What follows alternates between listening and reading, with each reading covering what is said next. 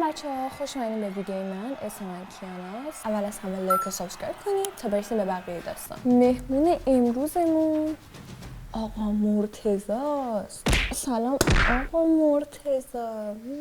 امروز خانم دکتر کیانا قراره بهتون یاد بده که چجوری آدم خوشحالی نباشی. تو برای خودت یه انسان بی‌مصرف و ناخوشحالی اگر این کارا رو بکنی و این افکار رو داشته باشی. اولش اینه که از همه انتظار داشته باشی طبق خواستای تو رفتار کنن و حرف تو باشه. اگر همچین آدمی هستی ممکن الان به خودتون فکر کنید که خب تا الان همه چی بر وفق مراد من بوده، پس چرا باید تغییر کنم؟ ولی باید بهت بگم زندگی اینجوریه که وقتی تو دوران تینیجری نوجوانی هستی همه لیلی به لالات میذارن، لوست میکنن، به حرفات گوش میدن، ولی وقتی که بزرگ میشی زندگی همیشه با پشت دست میزنه تو دهنت.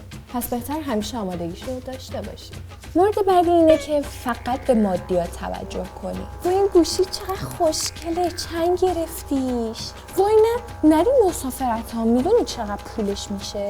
بگیر بخور. میدونی چقدر پولشو دادم؟ این اعداد و ارقامو بذارید کنار. اگر داری خرج کن، اگر نداری آگاهانه خرج کن، نه بیشتر نه کمتر. میدونم مهربونی و کمک کردن به دیگران وقتی کاری از دستت برمیاد خیلی حس خوبی داره، ولی زندگی تو بر اساس کمک کردن به دیگران ساخته نشده و چه باور کنی چه نه، مشکلات و اهداف دیگران برای خودشونه و مشکلات و اهداف تو برای خودته. پس پیشنهاد من اینه که سعی کنی رو پیشرفت خودت کار کنی تا بتونی به بقیه هم کمک کنی پیشرفت کنن. منطقی نیست؟